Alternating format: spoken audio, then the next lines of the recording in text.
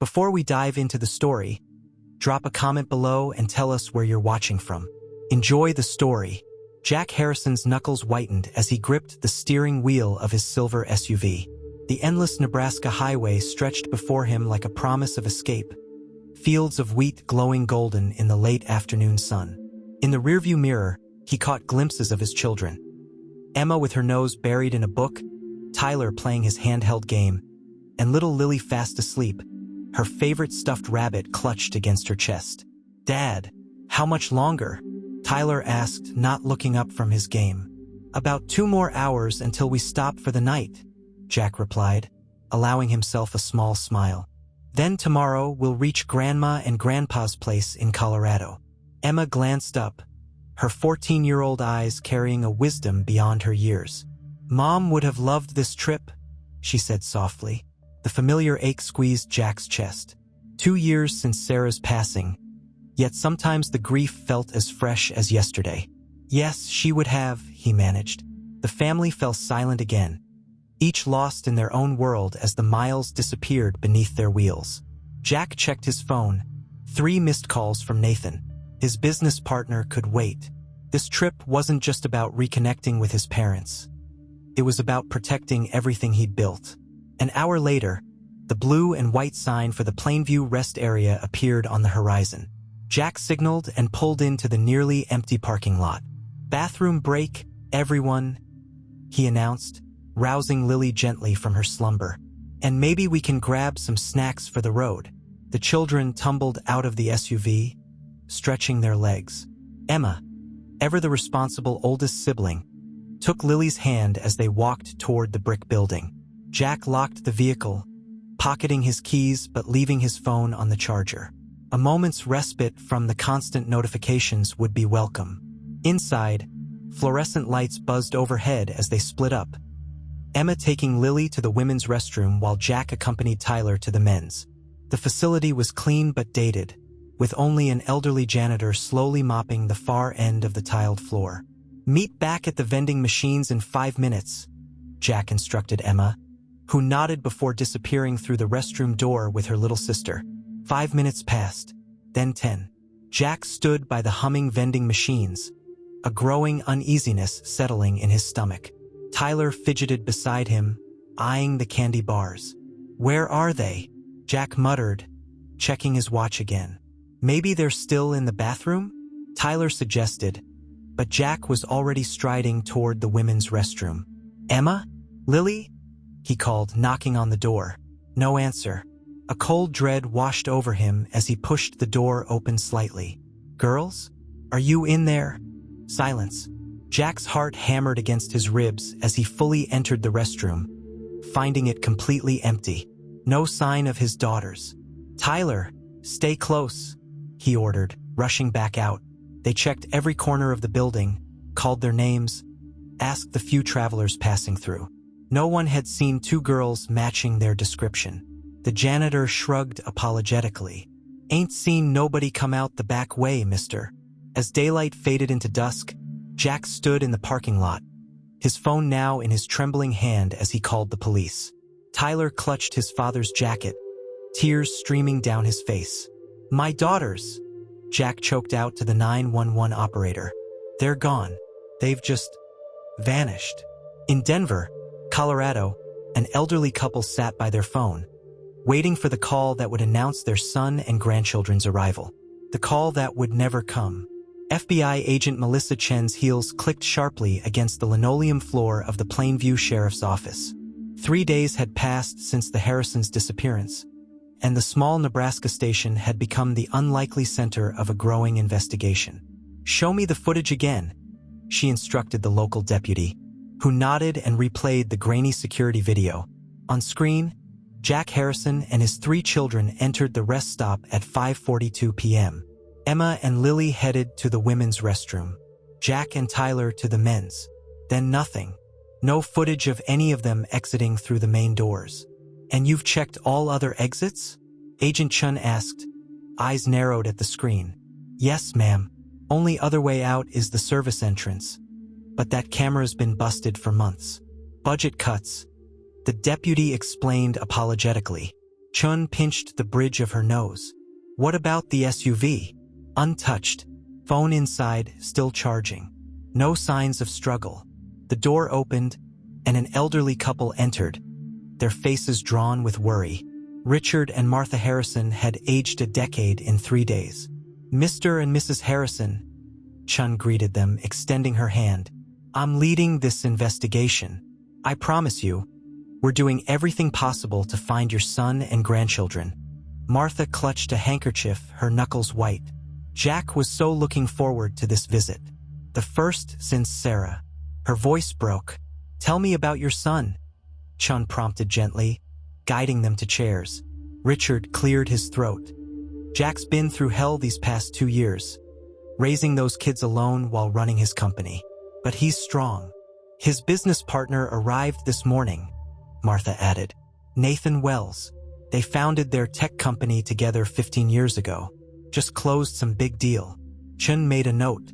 I'll need to speak with him. Later that afternoon, she met Nathan Wells at the local diner. Tall, impeccably dressed, exuding confidence despite the circumstances. Jack and I finalized a partnership with Asian investors last week, Nathan explained, stirring his untouched coffee. Biggest deal of our careers. He seemed distracted, though. The kids, especially Emma, teenager problems. Chun studied him carefully. When did you last speak with Jack? Morning of the trip. He called about some paperwork. Nathan frowned. Look, Agent Chun, Jack's my best friend. I'm here to help however I can. Back at the station, Chun reviewed evidence from the SUV. Among the luggage was Emma's diary, locked but not impossible to open for FBI forensics. The final entry made Chen's pulse quicken. Day 2 on the road. Can't shake the feeling we're being followed. Black sedan, tinted windows. Saw it at the gas station in Wyoming, then again at lunch. Dad's worried about something with work. Keeps checking his rearview mirror. Doesn't want to talk about it. I'm scared, but trying to be brave for Tyler and Lily. Chun immediately called her supervisor in Washington. Sir, this isn't a simple missing persons case anymore. I need additional resources and full access to Harrison's business records. As night fell over Nebraska, Martha Harrison sat alone in her hotel room, staring at 4 unworn sweaters she had knitted for the grandchildren's visit. Somewhere out there, her family was missing, and Martha couldn't shake the terrible feeling they were running out of time. 3 weeks after the Harrisons' disappearance, the nation became captivated by their story. News vans lined the quiet streets of Plainview, Nebraska, their satellite dishes reaching skyward like mechanical sunflowers. We're live outside the FBI's temporary headquarters, a blonde reporter announced, her perfectly coiffed hair unmoved by the prairie wind, where authorities remain tight-lipped about the mysterious vanishing of tech entrepreneur Jack Harrison and his 3 children. Inside the command center, Agent Chen ignored the media circus, focusing instead on the timeline she'd constructed across an entire wall. Photos, statements, and maps were connected by red string, creating a web of information that so far led nowhere. Her phone buzzed. Chen, turn on channel 7, her partner instructed. Chun flicked on the television to see Richard and Martha Harrison sitting stiffly in studio chairs, the harsh lighting accentuating their exhaustion. Please, Martha pleaded, her voice quavering. If anyone has seen our son or grandchildren, Emma, Tyler, and little Lily, call the hotline. They're all we have left. Richard, stoic until now, clutched his wife's hand. Jack, if you can hear this, we love you, son. Whatever trouble you're in, we can face it together. The camera panned to reveal Nathan Wells sitting beside them, his expression somber yet composed. As Jack's closest friend and business partner, Nathan said smoothly, I've established a substantial reward for information. Meanwhile, I've temporarily assumed leadership of our company to ensure Jack has a business to return to. Chun scribbled notes furiously. Something about Nathan's polished performance set off alarm bells. Later that afternoon, she reviewed the transcript of Nathan's initial interview. Last spoke with Jack the morning of the trip, she muttered, then pulled up phone records. Jack and Nathan had actually spoken 3 times that day, the final call lasting 22 minutes and ending just before the family reached the rest stop. Chun immediately called Nathan's office. "Mr. Wells, Agent Chun here. I need to clarify some inconsistencies in your statement." Pause. "I'm heading into a board meeting. My assistant will schedule something next week." "This can't wait, Mr. Wells." "Agent Chun." Nathan's voice hardened. "I'm cooperating fully while also preventing Jack's company from collapsing.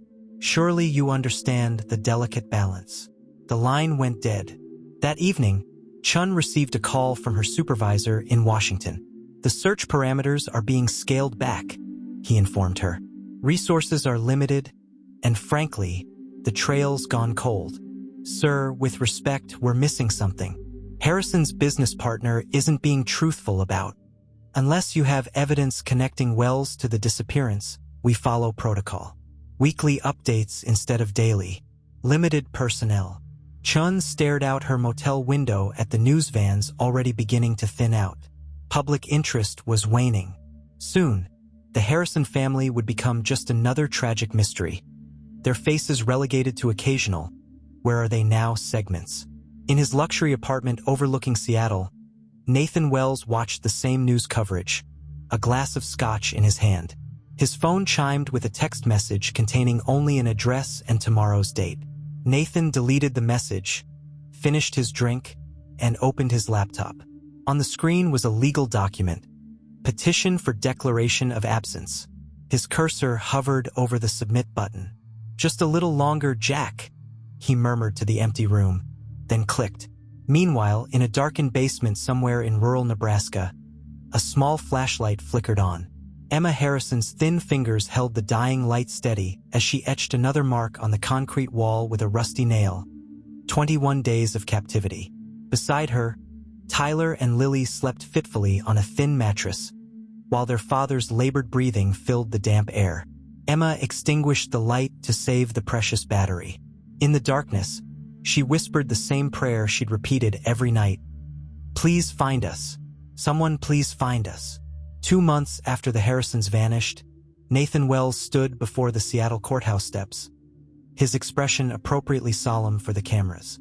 "Today's ruling is bittersweet," he announced, adjusting his Italian silk tie. "While I'm grateful the courts granted me emergency leadership of Horizon Tech, I'd give anything to have Jack and his children back safely."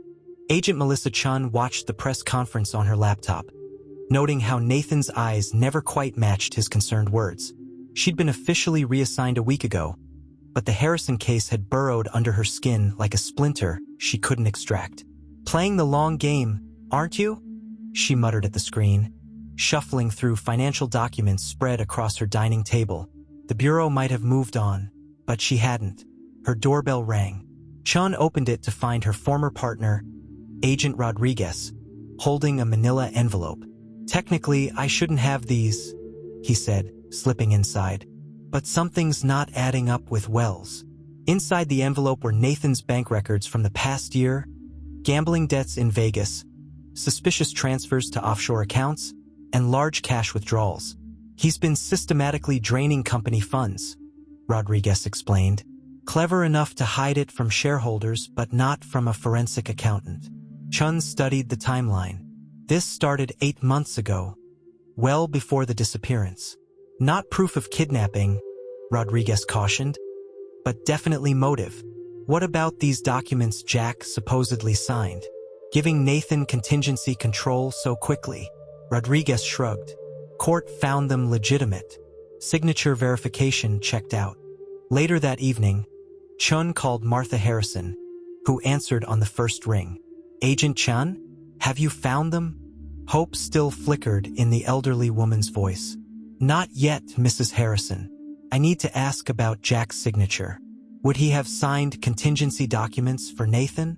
Martha's hesitation spoke volumes. Jack became very cautious with paperwork after Sarah died. He was protective of the children's trusts. He wouldn't have signed anything without his lawyer reviewing it first. Chun thanked her and hung up, her suspicions deepening. The next morning, she drove to Horizon Tech's Seattle headquarters, a gleaming glass tower reaching toward the clouds.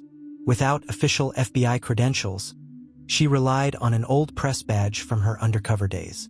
In the lobby, she approached the receptionist. "I'm here to see Kevin Mercer, Nathan Wells' assistant."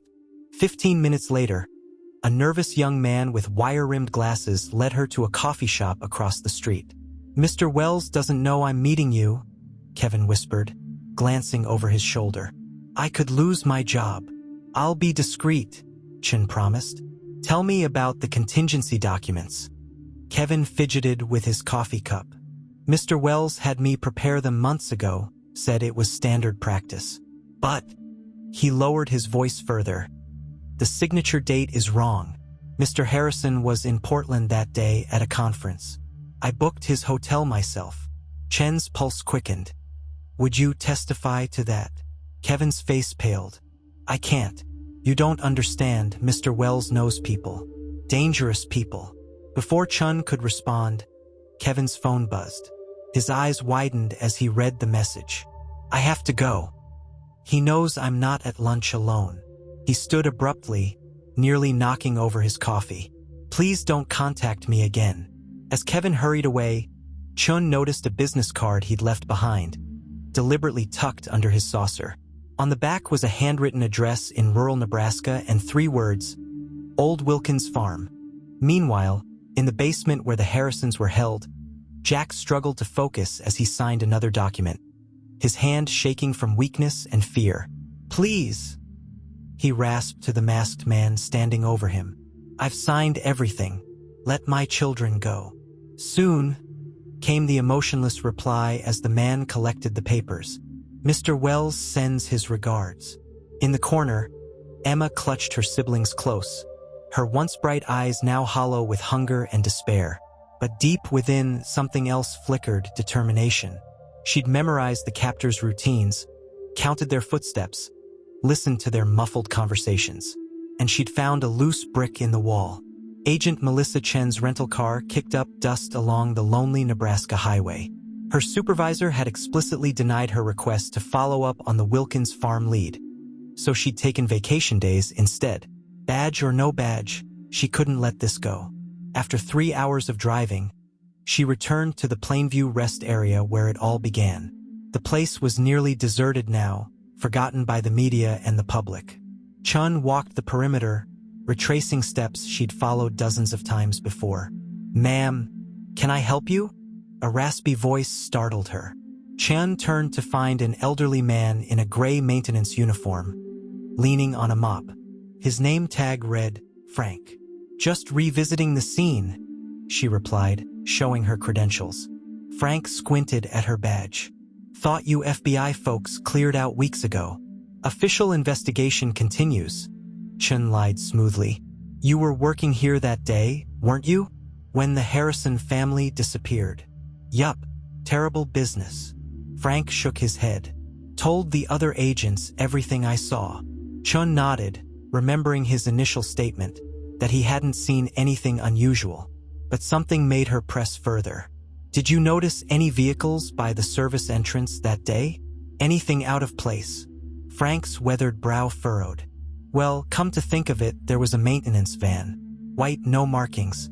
Thought it was from regional management doing inspections." Chen's pulse quickened. "Was that in your original statement?" "Nobody asked specifically about the service area," Frank shrugged. "And next day when I mentioned it to my supervisor, he said it was probably the quarterly HVAC contractors." 3 hours later, Chun sat in her motel room, laptop illuminating her determined face. Frank's revelation had opened a new avenue: the maintenance contracts for Nebraska rest areas. Public records showed that since last year, facilities management for 3 interstate corridors had been outsourced to Summit Property Management. Further digging revealed Summit was a subsidiary of a larger corporation partially owned by Nathan Wells. "Got you," Chin whispered, printing documents past midnight. The next morning, she drove to the address Kevin had written, the Wilkins Farm. The property appeared abandoned, overgrown with weeds, the farmhouse roof partially collapsed. No place to hide captives for months. Disappointed, Chun was about to leave when she spotted an elderly man walking the adjacent property line. "Excuse me," she called out. I'm looking for information about this farm. The man approached cautiously. Nobody's lived at Old Wilkins' place for years. State took it for back taxes. Has anyone been around recently? Maintenance vehicles, workers? He scratched his gray beard. Come to think of it, some city types were out here couple months back. Said they were surveying for the county. Spent a lot of time around the old well field. Well field? Yep.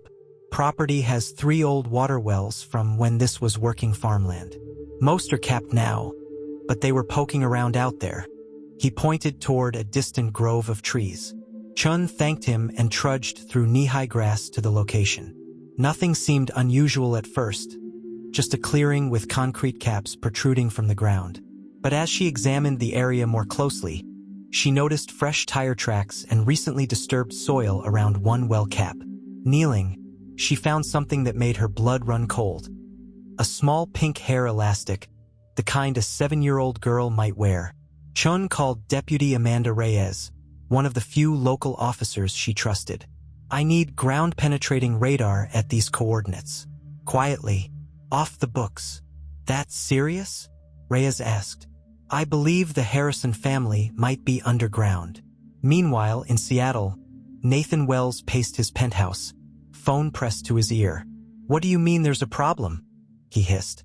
I'm finalizing the Asia deal next week. Everything needs to be perfect. The contractors haven't reported in for days, the voice responded. And someone's been asking questions about the Nebraska property. Nathan's face darkened. Then it's time for contingency plan B. Make the problem disappear permanently. Back at the Wilkins property, Chun and Reyes stood silently as the radar technician studied his equipment. His face turned ashen.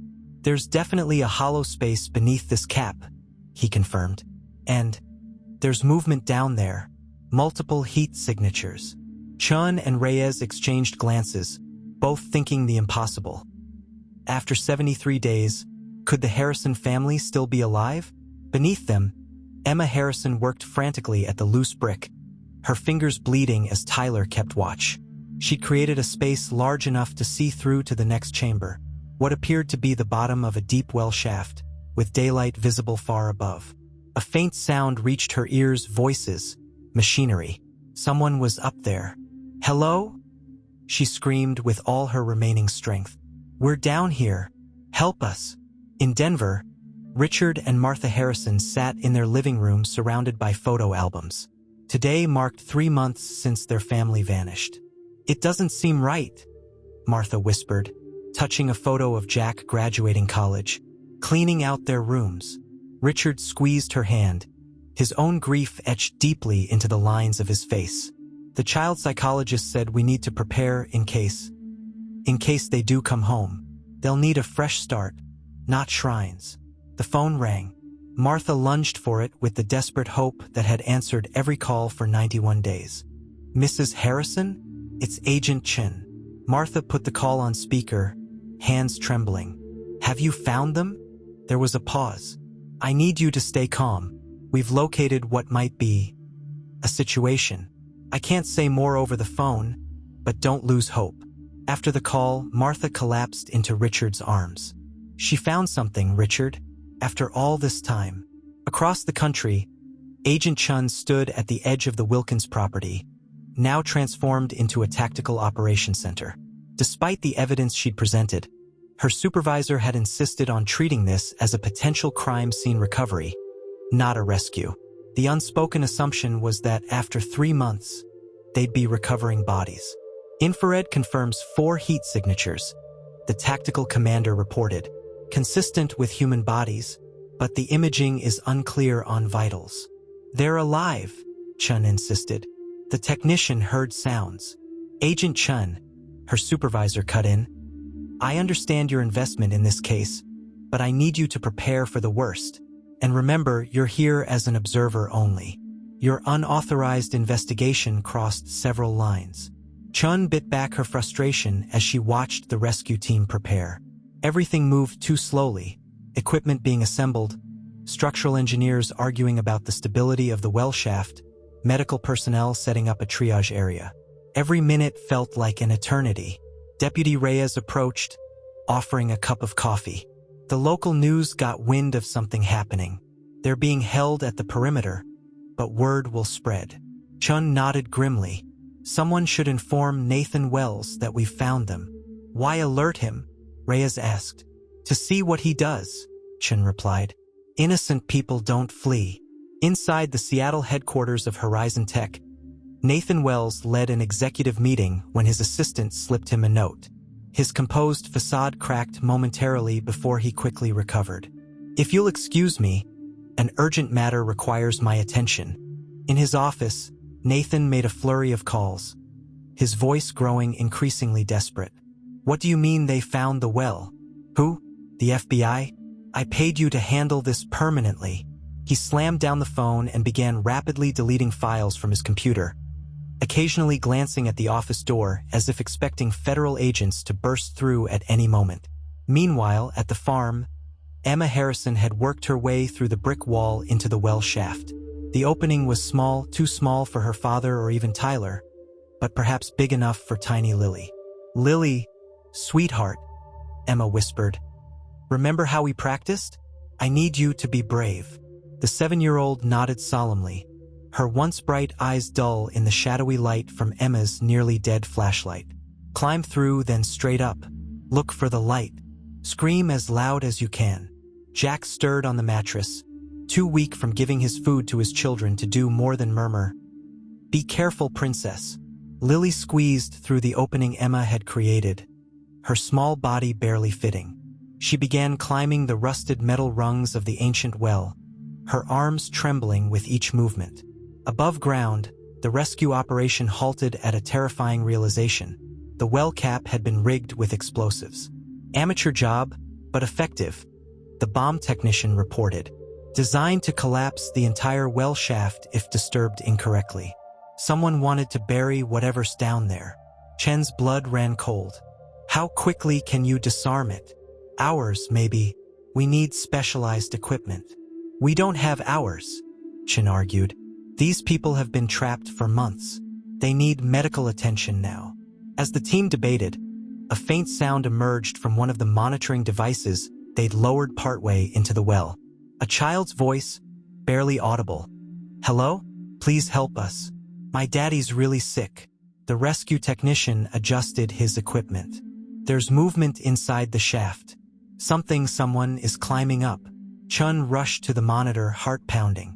On the grainy thermal image, a tiny figure ascended slowly toward the surface, unaware of the deadly trap waiting above. Lily, Chun whispered, recognizing the youngest Harrison from her photos. Hold on, sweetheart. We're coming for you. As Lily Harrison climbed toward a booby-trapped exit, Agent Chun frantically searched for options. Can we communicate with her? Tell her to stop climbing. The technician shook his head. Our microphone doesn't extend that far down yet, and any vibration might trigger the explosives. What about another entry point? Chun demanded, turning to the property survey maps spread across a makeshift table. Deputy Reyes pointed to an adjacent well cap. This one's only 15 feet away, possibly connected to the same underground chamber. The bomb expert studied the second cap. Appears untampered with. Could be our best shot. While the team redirected their efforts, Chen's phone rang, her colleague in Seattle. Nathan Wells just booked a private jet to Mexico, he reported. Departure in 90 minutes. Want us to bring him in? Not yet, Chen decided. Let him think he's escaping. I need time here first. Meanwhile, the technical team had secured a fiber optic camera through the second well cap. The images it transmitted were grainy but clear enough. A large underground chamber with multiple smaller rooms, originally a Cold War-era bunker now repurposed as a prison. There, the technician pointed. 2 heat signatures in the main chamber. The camera revealed Jack Harrison lying on a thin mattress, barely conscious, with Tyler curled beside him. In the adjacent chamber, they could see the hole Emma had created in the brick wall and the empty space where Lily had been. And there's our climber, the technician said, redirecting the camera upward to show Lily's small form clinging to rusted metal rungs, still 30 feet from the trapped exit.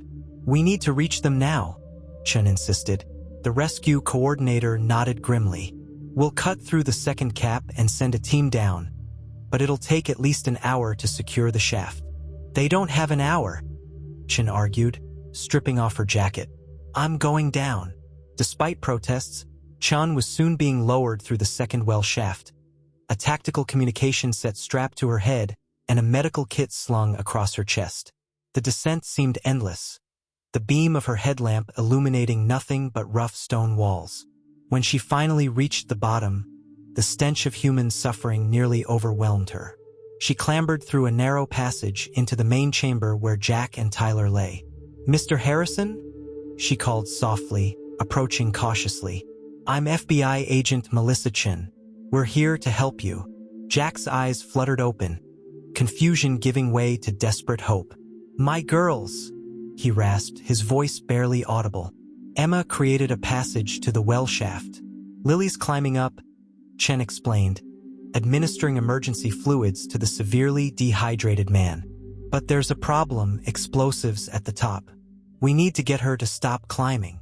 Through his delirium, Jack struggled to focus. "There's a communication pipe. From when this was a shelter." Emma found it. Far corner. Chun relayed this information to the surface team while checking Tyler's condition. The 10-year-old boy was unresponsive but breathing, his small body showing signs of severe malnourishment. In the adjacent chamber, Emma sat exhausted against the wall, her strength depleted after creating the escape route. When Chen appeared, the teenager initially recoiled in fear. "It's okay," Chen assured her. "We're getting you out. But first we need to help Lily." Following Emma's directions, they located the ancient communication pipe, a simple metal tube running up through the ceiling, likely once used for shelter communications. "Lily can hear through this," Emma explained weakly. "We've used it before." Chun spoke clearly into the pipe. "Lily, this is Agent Chun with the FBI. You need to stop climbing. The exit is unsafe. Can you hold where you are? We're coming to get you another way." There was a moment of terrifying silence before a small voice echoed back. "I'm scared. The metal bars are slippery." "You're doing great, sweetheart. Just hold on. Help is very close." Above ground, the rescue team had pinpointed Lily's position. A mountain rescue specialist was preparing to enter through a carefully cut opening away from the explosives. Inside the bunker, Chun continued gathering evidence even as medical personnel began arriving through the second shaft. She found a laptop hidden in what appeared to be the guards' quarters, alongside detailed instructions about the Harrisons' captivity. One document caught her attention, a timeline of Nathan's elaborate plan, beginning months before the kidnapping. The final entry chilled her. June 15th. Termination of subjects once all assets secured. Today was June 14th. Through the pipe, Lily's voice suddenly cried out, "Someone's here. I can see a light." Chun looked up sharply. The rescue team was supposed to be at least 10 minutes away from reaching her. "Lily," she called urgently, "can you see who it is?" The child's voice came back, filled with confusion and fear. "It's the man who brings food. He has something in his hands. It looks like dynamite." 3 days earlier, before Agent Chun discovered the Wilkins farm location, Carl Wilkins, 71 years old with arthritic hands and a stubborn streak, walked his property line at dusk. 50 years of farming this land had attuned him to every sound and shift. Something wasn't right. For weeks, he'd heard strange noises from the abandoned property next door, faint, like distant wind chimes. But tonight it sounded different, more urgent. "Probably just raccoons again," he muttered, adjusting his hearing aid. But as he neared the old well field, the sound clarified, a rhythmic tapping, almost deliberate. Carl froze, listening intently. 3 short taps, 3 long, 3 short again. "That's SOS," he whispered, recognizing the universal distress signal from his Navy days. Approaching cautiously, Carl pinpointed the sound to one of the capped wells. He knelt with difficulty, pressing his ear to the concrete. "Hello?"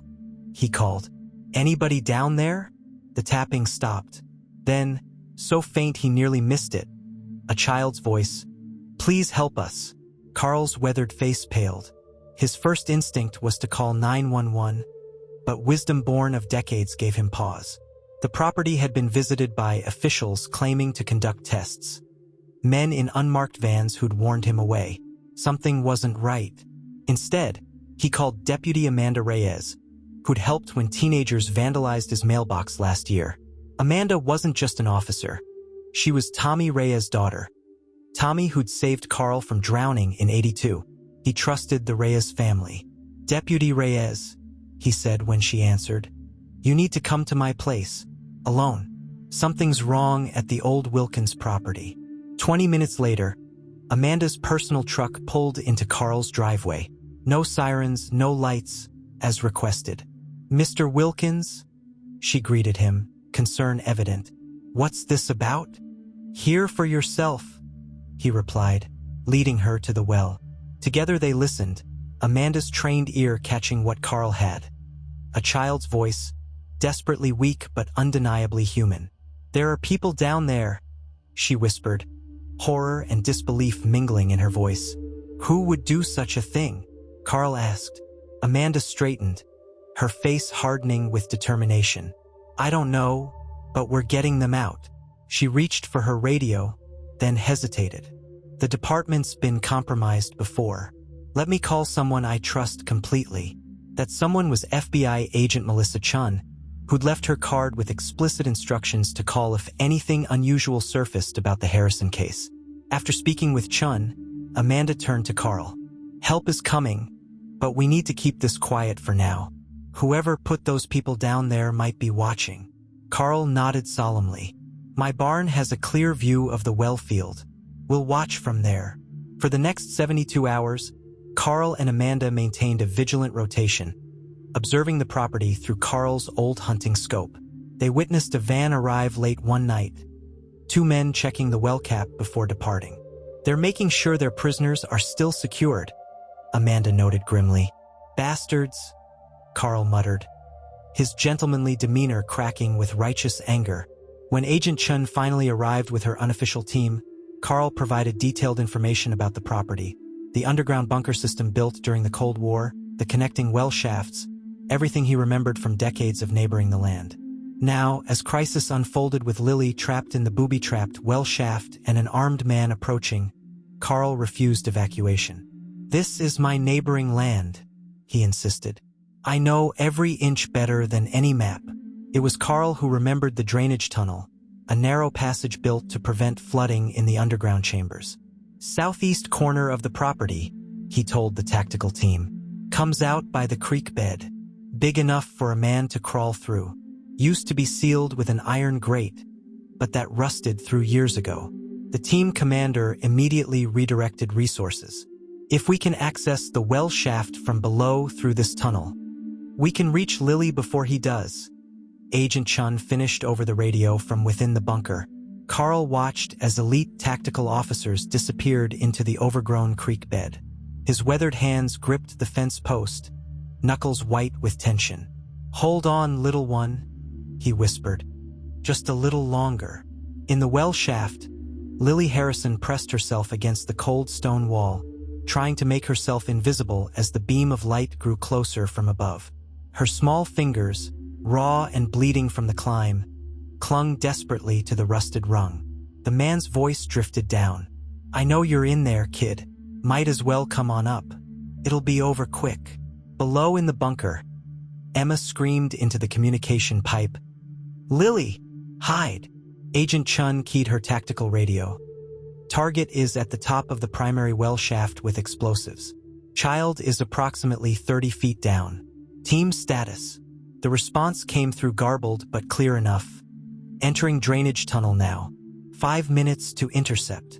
Chun looked at Jack Harrison, who had dragged himself upright despite his weakened state, a father's desperate protection instinct giving him impossible strength. "They'll reach her," Chun assured him. 5 minutes. Jack's hollowed eyes met hers. "He won't wait 5 minutes." Time slowed to an excruciating crawl as the tactical team navigated the narrow drainage tunnel. Every second felt like an eternity to Agent Chun as she maintained radio contact from inside the bunker. Team status? She demanded for the third time in as many minutes. 50 yards from intersection with main well shaft, came the terse reply. Tunnel narrower than expected, proceeding at maximum possible speed. Above ground, the bomb disposal expert studied thermal imagery of the well cap. The explosive device is crude but effective, pressure-triggered. If the cap moves or someone exits, the whole shaft collapses. Deputy Reyes, who had been monitoring communications, suddenly straightened. The suspect's vehicle just triggered our perimeter sensor. Someone else is coming. In the command center, phones began ringing simultaneously, a media leak. News helicopters could be heard approaching in the distance. Lock down this scene, the tactical commander ordered. No one in or out, and get those helicopters redirected, now. Inside the well shaft, Lily Harrison pressed herself into a small recess in the wall, making herself as invisible as possible. Above her, the beam of light swept back and forth as the man leaned farther into the well opening. "Come on, kid," he called, his voice echoing down the shaft. "My boss says no loose ends. Don't make this harder than it needs to be." Lily remained frozen, her 7-year-old mind processing fear in a way no child should ever have to. The man began lowering a rope with something attached to the end, the explosives that would seal their underground tomb forever. In the drainage tunnel, the tactical team leader, Captain Reynolds, crawled on elbows and knees through the narrow passage, night vision revealing the path ahead. His earpiece crackled with urgent updates from above ground. Target is deploying explosives. No time for standard entry protocols. Reynolds made a split-second decision. Going to non-standard extraction. On my mark. Inside the main bunker, Agent Chun was helping medical personnel stabilize Jack and Tyler for extraction. Emma refused to leave, insisting on staying until her sister was safe. "I promised Mom I'd protect them," she told Chin. Her young face lined with a determination that belonged to someone much older. "Before she died, I promised." The radio crackled to life. Intersection reached. "We have visual on the child and suspect." Chun grabbed the communication pipe. "Lily, the good guys are right below you. When I count to 3, I need you to scream as loud as you can. Okay? 1, 2, 3. Above ground, Carl Wilkins had slipped away from the command post, circling through his own property to a vantage point overlooking the well field. Through his scope, he could see the man at the well cap, a stranger in dark clothes lowering something into the shaft. Disregarding his own safety, Carl emerged from cover. "Hey, what do you think you're doing on private property?" The man spun around, momentarily startled by the appearance of the elderly farmer. Below, Captain Reynolds heard the distraction and seized the moment. "Now," he ordered.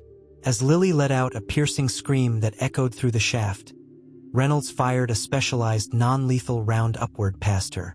The concussive beanbag struck the man's arm just as he was leaning over the well.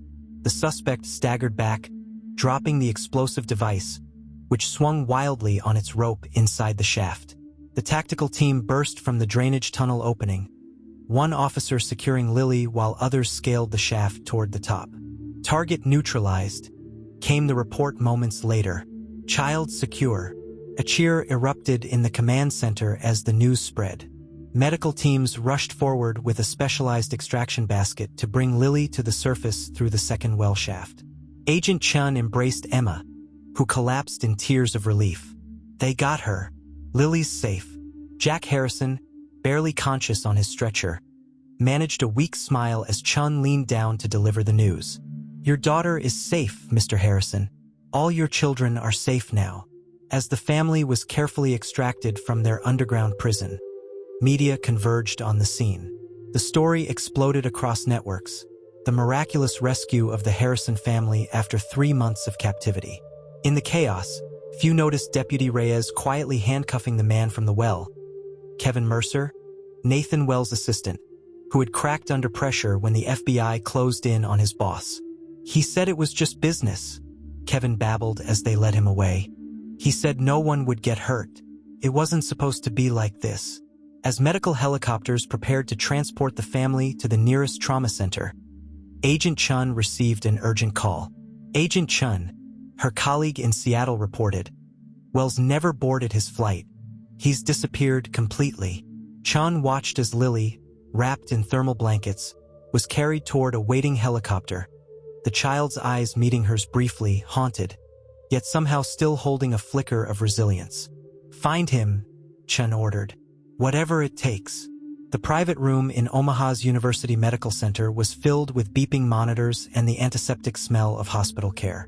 Richard and Martha Harrison sat beside Jack's bed, Martha gently stroking her son's hand as he drifted in and out of consciousness. The reunion they had prayed for was bittersweet, their family found alive but deeply wounded. The doctors say he gave most of his food to the children, Martha whispered, her voice breaking. That's why he's in the worst condition. In the pediatric wing, the 3 Harrison children occupied adjacent rooms. Tyler, the middle child, had withdrawn completely, a protective psychological response to trauma, the specialists explained. He hadn't spoken since the rescue, his eyes vacant, recognizing no one. Lily, despite her ordeal, showed remarkable physical resilience. Her small body had already begun responding to treatment, though the respiratory issues developed in captivity would require ongoing care. Of all the children, Emma had fared best, not physically but mentally. The 14-year-old had channeled her mother's strength, becoming the family's protector. Agent Chun found Emma sitting up in bed, her bony fingers sketching in a notebook provided by hospital staff. How are you feeling today? Chun asked, taking the chair beside the bed. Emma looked up, her once vibrant blue eyes now holding a maturity no teenager should possess. The doctor says we have severe malnutrition and vitamin D deficiency. Fancy words for saying we're skinny and pale. She attempted a smile that didn't quite reach her eyes. You're very brave, Emma. Your father told us how you kept everyone's spirits up, how you found the loose brick. Emma's gaze dropped back to her sketch, a detailed map of their underground prison. I had to do something. Dad was getting weaker every day. He kept giving us his food when he thought we were asleep. I need to ask you some difficult questions about what happened. Are you up for that?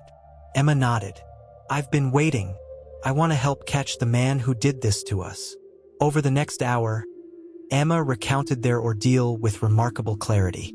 The rest stop ambush, 2 men in maintenance uniforms approaching Jack with questions about a water leak. Then the sudden deployment of some kind of gas. Waking up in the underground bunker. The masked men who delivered minimal supplies. They made Dad sign papers, Emma explained. Legal documents. Sometimes they'd withhold food until he signed. Did you ever see their faces? Only one toward the end. Dad called him Kevin. He seemed nervous, different from the others. Said his boss just wanted the company, that keeping us forever wasn't part of the original plan. Chun nodded, connecting pieces. What about the well? How did you discover it? I kept track of their movements, counting steps, listening for echoes. The wall where I found the loose brick sounded different. Once I broke through, I could see it was a well shaft. We were too weak to climb, but Lily, Emma's voice finally broke. I sent my little sister up there. I could have gotten her killed. You saved your family, Chun corrected firmly. Without your actions, we might never have found you in time. A soft knock interrupted them. Martha stood in the doorway, her face alight with cautious hope. Jack's awake. He's asking for the children. The reunion happened in Jack's room, medical staff making an exception to bring all 3 children to their father. Tyler, still mute, curled against his father's side. Lily perched carefully at the foot of the bed, mindful of the 4 lines. Emma took her father's hand, completing the circle. No one spoke for several minutes, the family simply absorbing the reality of being together again. I'm sorry, Jack finally whispered, his voice ragged. I couldn't protect you from him. You kept us alive, Dad, Emma replied firmly. We're all still here because of you. Agent Chun, watching from the doorway, felt her throat tighten. In 20 years of law enforcement, she'd seen countless tragedies, but precious few miracles. This family had survived the impossible, their bonds somehow strengthened rather than broken by their ordeal. Her phone vibrated, a message from the Seattle field office. Wells spotted at Canadian border crossing. Facial recognition match 87% confidence. Chun slipped away, allowing the family their private moment of healing. Outside in the corridor, she called her supervisor. I need transport to the Canadian border immediately. Negative, Agent Chun. Local field office is handling the Wells pursuit. Your priority is securing the Harrisons' testimony. Chun glanced back at the hospital room where a family that had endured months of darkness was finally reunited in the light. Sir, with respect, this isn't over. Wells is connected to something bigger. The elaborate planning, the resources involved.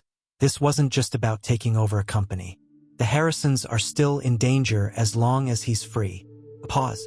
You have 48 hours, Chin. Find Wells and bring him in. As Chun ended the call, she caught sight of Emma watching her from the doorway, the girl's perceptive eyes missing nothing. He's still out there, isn't he? Emma asked quietly. The man who took us. Chun nodded, unwilling to lie to someone who had survived so much. Don't worry, Emma said with unsettling certainty. You'll catch him, and when you do, tell him something from me. Her young face hardened with resolve beyond her years. Tell him we survived everything he did to us, and we'll be waiting to testify. The Seattle FBI field office hummed with activity as Agent Chun strode through the doors, 36 hours after leaving Nebraska. The Harrison case had evolved from a missing persons investigation to a high-profile kidnapping with corporate espionage elements. Bring me up to speed, Chen demanded, joining the task force assembled in the conference room. Nathan Wells' trail went cold at the Canadian border, an agent reported. The facial recognition hit was confirmed, but he abandoned his vehicle and disappeared. Border Patrol is on high alert. Another agent slid a file across the table. We've been tracking the property connections. The Wilkins farm was purchased through 7 different shell companies, but we followed the money trail back to Summit Property Management. Nathan's company, Chun confirmed. He owns 40%. The rest belongs to offshore entities we're still untangling. Chun studied the financial records. The timeline matches what Emma told me. Regular deliveries to the abandoned farm, food, water, minimal supplies to keep the family alive. Just enough to keep them suffering without dying. The forensic accountant noted grimly. Monthly payments to the guards, too. All carefully concealed but traceable once we knew where to look. The team's focus shifted to Kevin Mercer, now in custody in Nebraska. His initial interrogation had yielded limited information, but pressure was mounting as evidence against him accumulated. Mercer claims he was just following orders. The lead interrogator, reported via video link, says he thought it was a corporate blackmail situation, not a long-term kidnapping. When he realized Wells never intended to release the family, he got cold feet. Cold feet that nearly got Lily Harrison killed, Chun remarked icily. What's his story on the explosives? Says Wells ordered him to clean up after the news broke about the family being found. He was supposed to collapse the well shaft to destroy evidence, not knowing we were already on site. Chun absorbed this information, piecing together the bigger picture. Mercer's our leverage. Tell him cooperation means reduced charges. I want everything. Names, accounts, communications. 2 hours later, Mercer finally broke. According to the interrogator's report, he'd provided a full confession and critical new information. Wells had been embezzling company funds for years, using the money to cover massive gambling debts. When Jack Harrison began noticing financial irregularities, Wells orchestrated the kidnapping to force Jack to sign over control of the company, as well as access to the children's trust funds established after their mother's death. The trust funds, Chun realized, grabbing her phone to call the hospital in Omaha. That's what this was about all along, not just the company. Martha Harrison answered, her voice hushed to avoid waking Jack. Chun explained the situation, asking about the children's inheritance. Sarah's life insurance policy was substantial, Martha confirmed, plus her family money. The children each have trusts worth several million, with Jack as trustee until they turn 25. And did Jack sign any documents related to those trusts while in captivity? A pause. He mentioned something about that yesterday. Said he signed whatever they put in front of him to keep the children alive. But he used a subtle variation of his signature. Something only his lawyer would recognize as fraudulent. Chan thanked her and immediately contacted the family's attorney, who confirmed that suspicious paperwork had indeed been filed to transfer trusteeship of the children's accounts to Nathan Wells. I flagged it immediately, the lawyer explained. The signature looked right to most eyes, but Jack and I have a system. He intentionally misspelled his middle initial when under duress. Armed with this information, Chun reconvened the task force. Wells wasn't just after the company. He needed the children's trust funds to cover his embezzlement before it was discovered. As the team processed this revelation, an urgent call came in from digital forensics. We've been monitoring Wells' known email accounts, the technician reported. Just intercepted an encrypted message arranging passage on a private vessel departing from Vancouver tonight. Coordinates included. Chun checked her watch. 4:30 p.m. Seattle to Vancouver was a 3-hour drive without traffic. Add border crossing time, locating the exact dock. Alert Canadian authorities, she ordered. I want a joint task force ready to move in 1 hour. As the team mobilized, Chen's phone rang. A Nebraska number she didn't recognize. Agent Chen? This is Carl Wilkins. The elderly farmer's voice was urgent. Someone broke into my house last night. Nothing taken, but they went through all my papers. I think they were looking for something about the Harrisons. Chen's blood ran cold. Mr. Wilkins, I need you to go somewhere safe immediately. Wells may have sent someone to tie up loose ends. Already ahead of you, Carl replied. Deputy Reyes has me staying at her brother's place. But there's something else you should know. Before they left, they spray-painted a message on my barn wall. No witnesses. Chun ended the call, a new urgency driving her. Nathan Wells wasn't just trying to escape. He was eliminating evidence, including people. Change of plans, she announced to the team. Wells isn't just running. He's cleaning house. We need to move now. Rain pounded the Vancouver harbor as Agent Chun crouched behind a stack of shipping containers, water streaming down her face. Canadian authorities had deployed their tactical team alongside FBI agents, surrounding the private marina where Nathan Wells' escape vessel waited. Target vessel identified, came the whispered update through her earpiece. 40-foot yacht, the offshore account. 2 crew members on board, but no sign of Wells yet. Chun checked her watch. 9:47 p.m.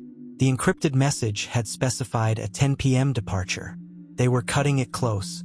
All teams maintain position, she ordered quietly. He'll show. As if summoned by her certainty, headlights appeared at the marina entrance. A taxi approaching slowly through the downpour. It stopped 50 yards from the dock, and a figure emerged, collar turned up against the rain. Possible visual on target, the surveillance team reported. Moving toward the vessel. Chun waited, pulse quickening as the figure drew closer to the boat. The walk, the posture, it matched Wells' profile. When he passed under a dock light, confirmation came through. Target confirmed. Nathan Wells. She raised her hand, ready to give the signal to move in, when her phone vibrated. A text from her Seattle team. Financial alert. $30 million transferred to Cayman Islands 10 minutes ago. Harrison Children's trusts emptied. Chen's blood ran cold. Somehow, despite Jack's precautions, Wells had gained access to the trust funds. The final piece of his plan was complete.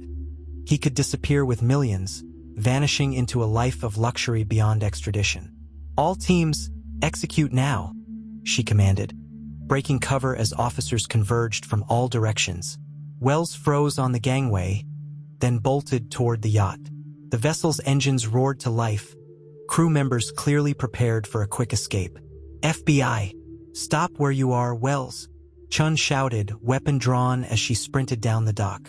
For a moment, it seemed he would jump aboard the departing yacht. Instead, he abruptly changed direction, racing toward a maze of warehouses flanking the marina. The pursuit unfolded through narrow alleys and between towering stacks of cargo containers. Wells was surprisingly quick, clearly familiar with the layout. He'd planned this escape route too. He's heading for the commercial district, Chun realized. More people, easier to disappear. Rain-slicked pavement made the chase treacherous. Chun rounded a corner to find Wells had vanished completely. She signaled the team to spread out, searching methodically. Her phone rang. Jack Harrison. Agent Chun. His voice was stronger than when she'd left the hospital. The bank just called. The children's accounts have been emptied. We know, she replied, scanning rooftops and doorways as she spoke. We've located Wells in Vancouver, but he's currently evading capture. There's something you need to know, Jack continued urgently. The trustee paperwork required my signature, but also retinal scans and voice prints for the highest security level. Nathan couldn't possibly have those. Chun stopped short. Unless someone inside the bank is helping him. Exactly. Someone high up. This isn't just Nathan. He has powerful accomplices. The implication was clear. Wells had connections beyond what they'd uncovered, potentially including bank executives who could facilitate the massive transfers. As Chun ended the call, movement caught her eye. A figure slipping into a waterfront bar across the street. She signaled 2 officers to cover the back exit and approached the front alone. Inside, the dimly lit establishment buzzed with oblivious patrons. She scanned the crowd, hand resting near her concealed weapon. At the back, a booth was being vacated hurriedly, the rear door swinging shut. Chun raced through the bar, bursting into the back alley just as gunshots erupted. An officer was down, clutching his leg, while his partner returned fire at a fleeing Nathan Wells. He's armed, the wounded officer shouted. Chun pursued, calling in the officer down and Wells' new heading. The chase led to a multi-level parking garage, where Wells disappeared among the vehicles. Carefully clearing each level, Chun became aware of engines starting above her. She raced up the ramp to find Wells behind the wheel of a black SUV, accelerating toward the exit.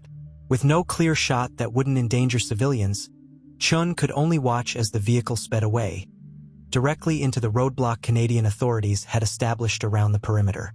Wells swerved violently, crashing into a concrete barrier. By the time Chun reached the scene, officers had surrounded the vehicle, weapons trained on the driver's door. "Come out with your hands visible, Wells," the tactical commander ordered through a megaphone. "You have nowhere to go." The door slowly opened. Nathan Wells emerged, hands raised, blood trickling from a cut on his forehead. His expression wasn't one of defeat, but of calculated assessment, a man still running odds in his head. As Chun approached with handcuffs, he smiled thinly. "Impressive work, Agent, but this is bigger than you realize." "Save it for your confession," Chun replied, securing the restraints. "Nathan Wells, you're under arrest for kidnapping, attempted murder, and financial fraud." "You caught a fish," he replied enigmatically. "But you haven't even seen the shark yet." The interrogation room in the Vancouver Federal Building was deliberately austere, blank walls, uncomfortable chairs, and the constant hum of fluorescent lighting designed to wear down even the most resilient suspects. After 36 hours in custody, Nathan Wells still maintained his composed facade, answering questions with calculated precision. Agent Chun watched through the one-way glass as her colleague continued the questioning. Wells was too experienced, too careful. They needed to break through his defenses. Her phone rang. Kevin Mercer's attorney in Nebraska. "Agent Chun, my client has agreed to full cooperation in exchange for witness protection. He fears for his life." "With good reason," Chun replied. "What's he offering?" "Names, dates, recordings. Everything about the operation, including Wells' partners. But he'll only speak with you directly." 2 hours later, Chun was on a secure video call with Mercer, who looked pale and diminished in his prison jumpsuit. "Start from the beginning," Chun instructed. "The complete story." Mercer nodded nervously. "It began 18 months ago. Nathan had gambling debts, serious ones, to dangerous people. He started skimming from company accounts, but Jack was getting suspicious. Then Nathan learned about the children's trust funds from Sarah's life insurance. So he planned the kidnapping to gain control of both? Yes, but it wasn't his idea initially. The people he owed money to suggested it. Said they could provide the expertise. Chun leaned forward. Who specifically? I only know code names. The contractor was the main contact, ex-military, specializes in forced extractions. Nathan hired him through an intermediary named Vance Phillips. Chun immediately texted her team to run the name. The original plan, Mercer continued, was to hold the family for a few weeks, just long enough for Jack to sign everything over. Then they'd be released in a remote location, disoriented but alive. What changed? Mercer's hands trembled. Jack was more resistant than expected. He signed the company documents, but kept finding ways to delay the trust transfers. Meanwhile, the contractor was growing impatient, demanding more money. And the explosives. That was never part of the plan. The family was initially held in a basement facility in Wyoming. But when one of the guards threatened to expose everything, the contractor moved them to the Nebraska location without telling Nathan or me. So who rigged the explosives at the well? The contractor. He decided the family knew too much to ever be released. Nathan was furious when he found out. Not from moral objections, but because dead hostages couldn't sign transfer documents. Chun absorbed this information. What about the contractor's partner, the second kidnapper? Mercer's face paled further. Dead. The contractor eliminated him 3 weeks ago. Another loose end. That's when I knew this had gone too far, that we were all just expendable pieces in someone else's game. And the bank connection? How did Wells access the trust funds despite Jack's precautions? There's a senior VP at First Continental named Lawrence Hargrove. He and Nathan have history gambling circles. Hargrove overrode the security protocols for a percentage. By the time Chin returned to Vancouver, her team had compiled extensive files on both Phillips and Hargrove. The latter had already been taken into custody by Seattle FBI, caught attempting to board a flight to Jakarta. Armed with this new information, Chun re-entered the interrogation room where Nathan waited. Kevin Mercer has given us everything, she stated, spreading photos across the table. Phillips, Hargrove, and surveillance images of a man believed to be the contractor. Your entire network is exposed. For the first time, Nathan's composure cracked slightly. Hargrove folded immediately, Chun continued. Offered you up completely in exchange for leniency. Phillips was already on our watch list for similar operations. As for the contractor, she paused for effect. We have his real identity, his current location, and a tactical team moving in as we speak. This last part was a bluff, but Nathan couldn't know that. His eyes darted between the photos, calculating his diminishing options. You're facing multiple life sentences, Nathan. No possibility of parole. Unless you give us something valuable enough to trade. Like what? He finally asked, voice barely audible. The rest of the network. The shark you mentioned. And most importantly, where the money went. $30 million doesn't just disappear. Nathan stared at the table for a long moment before looking up, defeat evident in his eyes. The money's in a secure account in the Caymans. I can provide access codes. He hesitated. As for the rest, I need guaranteed protection. These people don't forgive failure. Start talking, Chin replied, and we'll see what we can arrange. Over the next 6 hours, Nathan revealed the elaborate criminal enterprise that had financed and facilitated the kidnapping. A network specializing in corporate extortion that had operated undetected for years, with victims too afraid or embarrassed to report what had happened. The Harrison family had been just one of their targets, though the most ambitious operation to date. And Nathan, despite his central role, was indeed just another fish in a very dark pond. As Nathan finally signed his confession, he looked up at Chun with hollow eyes. Will Jack and the children recover? He asked unexpectedly. Chun studied him, searching for genuine remorse but finding only self-interest. They'll survive, she replied coldly. No thanks to you. 1 week after Nathan Wells' confession, a private airstrip in rural Montana became the center of an intensive FBI operation. Acting on intelligence from Border Patrol, authorities had tracked the contractor, now identified as former Special Forces operative Marcus Vega, to this remote location. Agent Chen adjusted her tactical vest as the team reviewed their positions. Vega was attempting to flee to Canada in a small aircraft, having learned of Nathan's capture and Mercer's cooperation. According to their intelligence, he had arrived hours earlier to prepare the plane but was delayed by mechanical issues. Target is considered extremely dangerous, the tactical commander reminded them. Military trained, likely armed, confirmed multiple homicides. Chun nodded grimly. Vega wasn't just the kidnapper who had held the Harrison family for months. He was the one who had intended to bury them alive, the one who had eliminated his own partner to erase evidence. He represented the final piece of the puzzle. Movement at the hangar. Came the report through their earpieces. Target confirmed. Through binoculars, Chun observed a tall, muscular man in his 40s exiting the small metal building. His movements were precise and economical, his eyes constantly scanning his surroundings, the habits of someone who had spent years in combat zones. Hold positions, the commander ordered. Wait until he's in the open, away from the aircraft fuel. The team watched as Vega completed pre-flight checks on a small Cessna.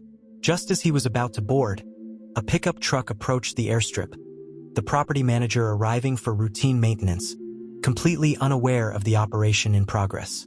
Vega spotted the truck immediately, his posture shifting from casual to predatory in an instant. When the elderly manager stepped out, Vega approached him with false friendliness, then suddenly grabbed him, pressing a pistol to his head. "Federal agents," the tactical commander announced through a loudspeaker. "Release the hostage and surrender."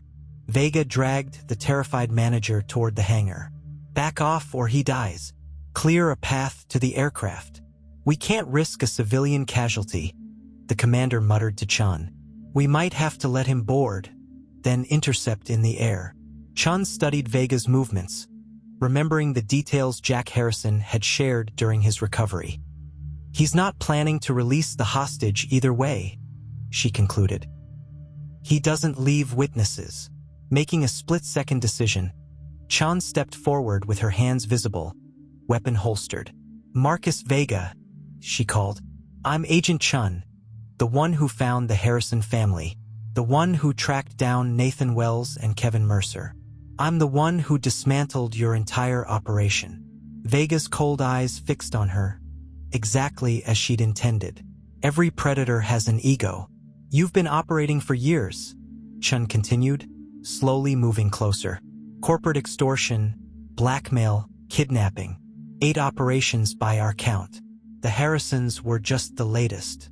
"Stay back," Vega warned, pressing the gun harder against the manager's temple. "We've seized all the accounts," Chun bluffed, still advancing carefully. "The money from the trust funds, the offshore holdings, everything. Your partners have all flipped on you." Vega's expression darkened. "Wells gave me up? That coward. He told us everything, including about the basement in Wyoming. How you moved the family without authorization when your partner threatened to expose the operation. How you eliminated him afterward." Chun was now 30 feet away, close enough to see the calculation in Vega's eyes. She needed to break his focus, create an opening. "Jack Harrison had some interesting insights about you," she said casually. "Said you were clearly military but sloppy. Amateur mistakes. Said you'd have never survived real combat." Fury flashed across Vega's face. Wounded professional pride. The weakness she'd been probing for. "Harrison doesn't know what he's talking about," Vega snarled.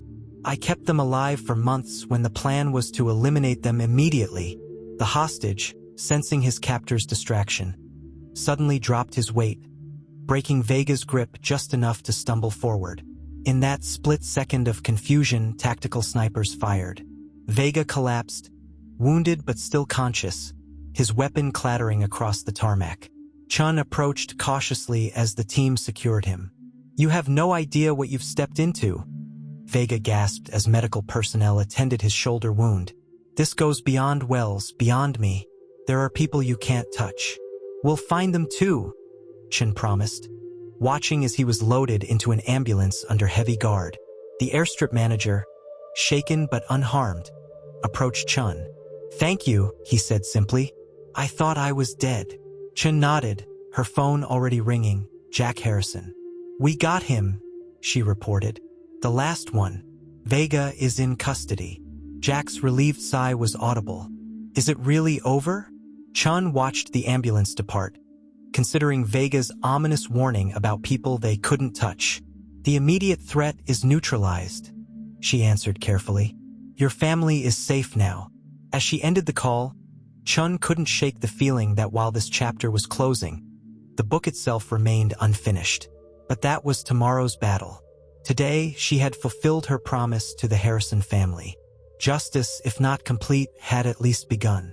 6 months after their rescue, the Harrison family sat together in the hushed courtroom as Nathan Wells was led in for sentencing.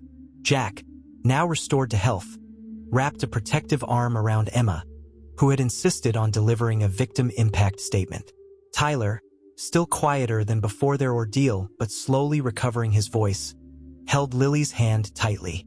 In the gallery behind them sat Martha and Richard Harrison, along with Carl Wilkins and Deputy Amanda Reyes, who had both refused public recognition for their role in the rescue.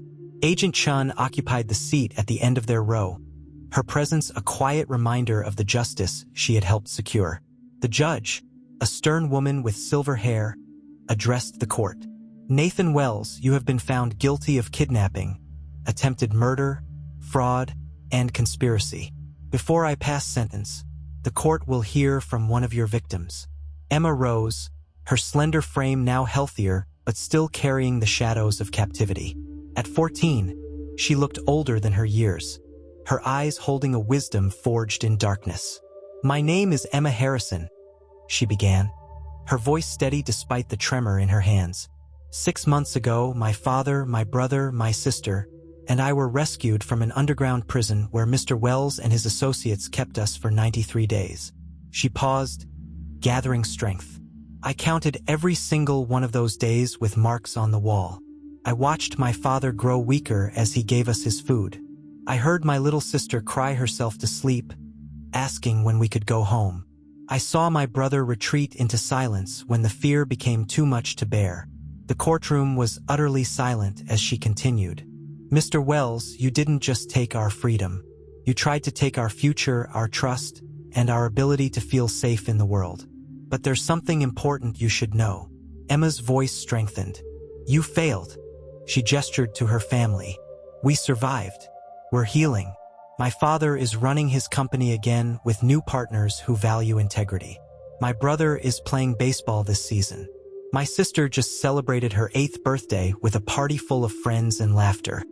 Emma looked directly at Nathan, whose gaze remained fixed on the table before him. "We won't let what you did define us. That's our choice, not yours. And while I hope you have many years in prison to think about your actions, I won't waste any more of my life thinking about you." As Emma returned to her seat, Jack embraced her with tears in his eyes. The judge thanked her before delivering the sentence. Multiple life terms without possibility of parole, along with financial restitution. Nathan was led away without looking back, his empire dismantled, his freedom gone forever.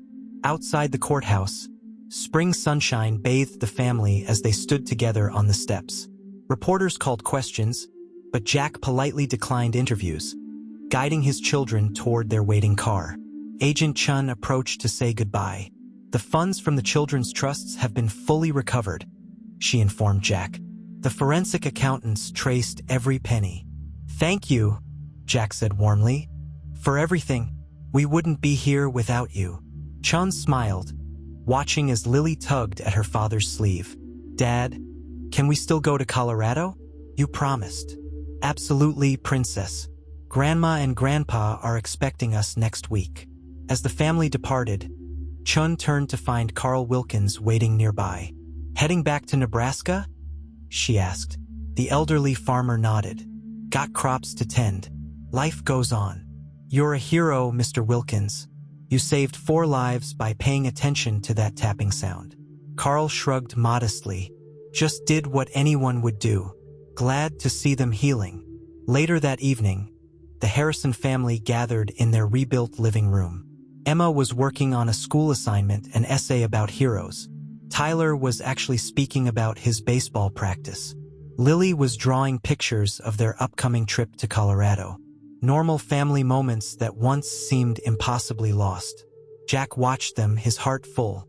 The night before, he'd established the Harrison Family Foundation with a mission to support families of missing persons and child trauma recovery programs. Tomorrow, he would announce a partnership with law enforcement to develop new training for recognizing and responding to abduction scenarios. The road to recovery stretched before them, not without challenges but illuminated by hope. There would be difficult days, therapy sessions, and lingering fears to overcome. But together, they had already survived the impossible. Outside, as twilight descended over Seattle, Agent Melissa Chun drove past the Harrison home one last time before heading to the airport. Through the window, she glimpsed the family together. Damaged but healing, separated once but united now. Some cases changed you forever. This was one of them. As she continued toward her next assignment, Chun smiled at the sight of the Harrison family. Finally, indisputably, home.